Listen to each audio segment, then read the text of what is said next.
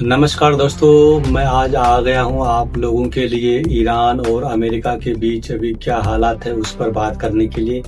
और जो अरब देश हैं उनका अभी क्या हालात है, क्या वो अरब देश ईरान का साथ दे रहे हैं या अमेरिका का साथ दे रहे हैं या इजराइल का साथ दे रहे हैं, वो सब मैं आज आपको बताऊंगा इस वीडियो में। बने रहिए। सबसे पहले ईरान की खबर से शुरू करते हैं।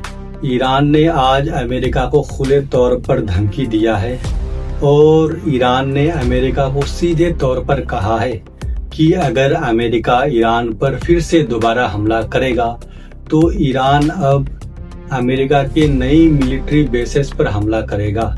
यानी कि अब ईरान अरब देशों पर जो अमेरिका का मिलिट्री बेस है वहां पर हमला नहीं करेगा, बल्कि अब ईरान अमेरिका के नए मिलिट्री बेस पर हमले करेगा। और ईरान ने उस देशों के नाम भी बता दिए हैं जिस पर वो हमला करने वाला है। जैसे कि ईरान ने कहा है कि हम बुल्गारिया पर हमला करेंगे, हम साइप्रस पर हमला करेंगे और हम यूरोप पर हमला करेंगे। जब ईरान ने ये बात कही कि हम बुल्गारिया पर हमला करेंगे, साइप्रस पर हमला करेंगे और पूरे यूरोप पर हमला करेंगे, इसके बाद नाटो एक अपना नोटिफिकेशन जारी करता है और वो कहता है नाटो कि हम अपना सुरक्षा के लिए तैयार हैं, हम अपना डिफेंस के लिए तैयार है, हम अपने आप को बचाने के लिए तैयार हैं। लेकिन नाटो ने ईरान का नाम नहीं लिया है।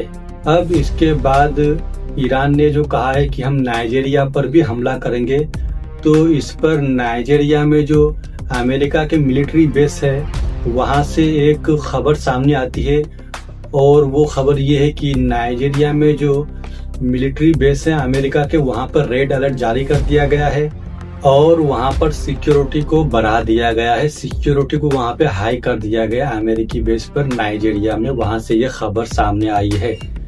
अब फिर इसके बाद डोनाल्ड ट्रंप ने भी एक ट्वीट किया है और उन्होंने कहा है कि हम ईरान पर हमला नहीं करेंगे, हम ईरान पर हमला नहीं करेंगे, हम ईरान पर इकोनॉमी प्रेशर बनाएंगे और हम ईरान पर सैंक्शन लगाएंगे, दबाव बनाएंगे और हम ईरान पर पाबंदियां लगाएंगे, जिसके बाद ईरान हमारी हर शर्त को मानेगा और ईरान खुद से हमारे घुटनों पर आकर गिरेगा और ईरान हमसे खुद से डील करने के लिए आएगा।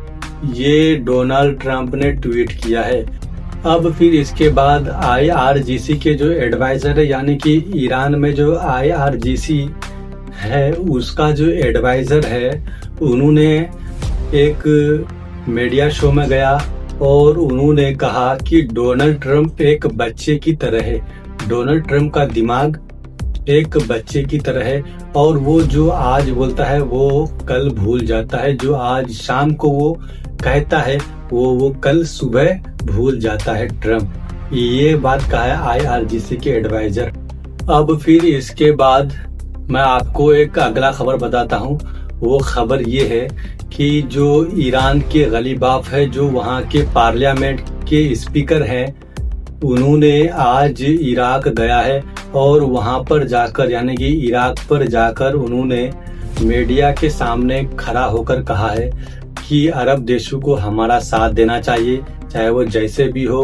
अरब देशों को दुश्मन का साथ नहीं देना चाहिए, उसे हमारा साथ देना चाहिए और हमेशा साथ देना चाहिए, ताकि हम दुश्मन को अपने इलाकों से निकाल सके। ये ईरान के पार्लियामेंट स्पीकर गलीबाफ ने कहा है। तो ठीक है दोस्तों, मैं आपके लिए ऐसी खबर लाता रहूंगा, इसीलिए अपनी आप ख्याल रखें और हमें भी अपनी आप दुआओं में याद रखें।